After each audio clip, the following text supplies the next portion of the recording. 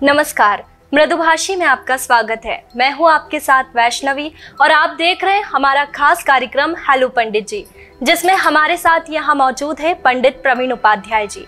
पंडित जी, स्वागत है आपका। नमस्कार वैष्णवी जी। नमस्कार। हर सप्ताह हम पंडित जी से अलग अलग विषयों पर चर्चा करते हैं और नई नई जानकारियां प्राप्त करते हैं। आज पंडित जी हमारे बीच है फिर से एक नए विषय के साथ, और ये विषय विवाह से संबंधित है। पंडित जी, सबसे पहले आप बताएं कि किसी का विवाह होना, नहीं होना या फिर देर से होना, ये कुंडली के आधार पर किस तरीके से बताया जा सकता है? नमस्कार। सर्वप्रथम आपको आज 15 अगस्त है, स्वतंत्रता दिवस की बहुत बहुत शुभकामनाएं। मैडम ने पूछा विवाह की कुंडली में किस तरह से आकलन किया जाता है कि जातक या जातिका का विवाह होगा, कब होगा, देर से होने के क्या कारण बनते हैं। जन्म कुंडली में सप्तम भाव जो होता है वो कुंडली के विवाह का स्थान होता है, अर्थात लड़के की पत्रिका में पत्नी का स्थान और लड़की की पत्रिका में पति का स्थान। सप्तम भाव को देखकर विवाह के बारे में विचार किया जाता है। सप्तम भाव या सप्तमेश, सप्तम भाव का स्वामी की जब महादशा या अंतर्दशा आती है तो विवाह होने के प्रबल योग बनते हैं। इसके अतिरिक्त लग्नेश की स्थिति देखना होती है। लग्नेश मजबूत होना चाहिए। जो सप्तम भाव है वो किसी तरह से दूषित नहीं होना चाहिए, उस पर किसी भी पाप ग्रह राहु आदि की दृष्टि नहीं होना चाहिए। इसके अलावा कुंडली का पंचम भाव और नवम भाव, इसका भी विचार विवाह के लिए किया जाता है। और इसके अतिरिक्त एकादश भाव, क्योंकि विवाह करना है तो उसके लिए पहले इच्छा होनी चाहिए।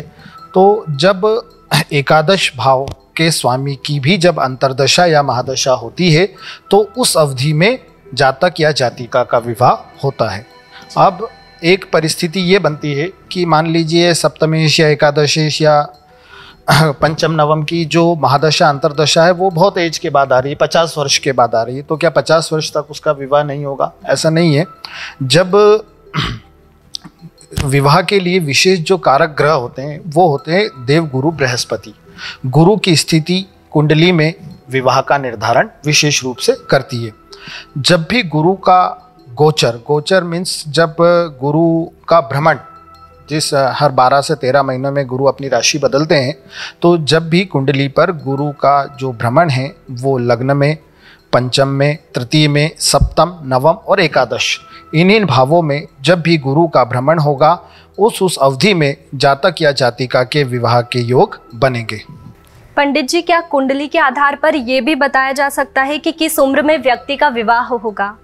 जी, जैसा मैंने आपको बताया कि सप्तम भाव की स्थिति को देखकर विवाह का निर्धारण किया जाता है। उसी बीच जो अंतर्दशाएं या महादशाएं या प्रत्यंतर दशा आपको बताई, उसी अवधि में जब जिस उम्र में, मतलब ऐसा नहीं कि 10-11 साल की उम्र में वो महादशा अंतर्दशा आ गई या उधर 50 के बाद चली गई, जब जातक जातिका विवाह योग्य हो जाते हैं और उस अवधि में जब भी इनकी महादशा अंतर्दशा होती है तो उस बार जो है विवाह का प्रबल योग बनता है। बहुत अच्छे से पंडित जी आपने बताया कि विवाह योग कैसे बनता है। अब ये बताएं कि किस दिशा में विवाह होगा, ये भी क्या कुंडली के आधार पर बताया जा सकता है? जी बिल्कुल, कुंडली के आधार पर विवाह की दिशा का निर्धारण अवश्य किया जा सकता है।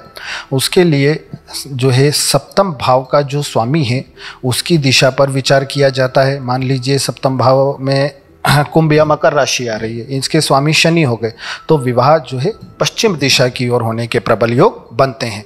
इसके अतिरिक्त सप्तम भाव में बैठा हुआ ग्रह और इसके अलावा शुक्र पर भी दिशा निर्धारण के लिए विचार किया जाता है।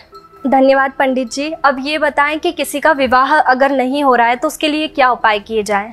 जी, अगर सब कुछ स्थितियां हैं कि गुरु का गोचर भी जैसा हमने बताया वैसा हो रहा है, सप्तमेश की महादशा या अंतर्दशा भी चल रही है, फिर भी विवाह में रुकावटें आ रही है, तो देव गुरु बृहस्पति को प्रसन्न करें, गुरु से संबंधित उपाय करें। इसके अतिरिक्त ये देखें कि सप्तम भाव दूषित है, किस ग्रह के प्रभाव से उस पर बाधाएं आ रही है, कौन से पाप ग्रहों की दृष्टि है, तो कुंडली के आधार पर उचित उपायों के द्वारा इस समस्या का निराकरण किया जा सकता है। तो पंडित जी, इसमें एक सवाल था कि अगर कुंडली ही ना हो किसी के पास में तो उनके लिए क्या उपाय है?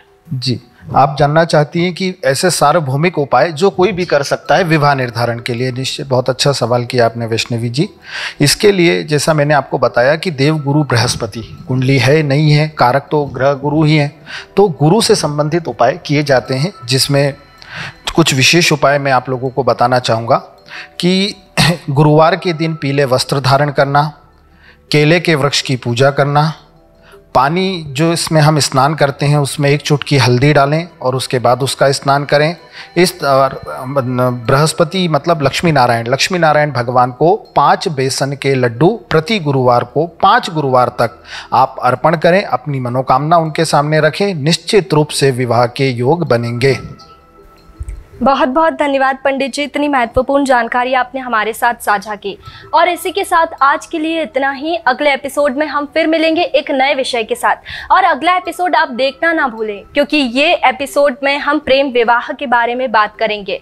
इसी के साथ आज इंडिपेंडेंस डे है, तो आज की इस दिन की आप सभी को ढेरों शुभकामनाएं।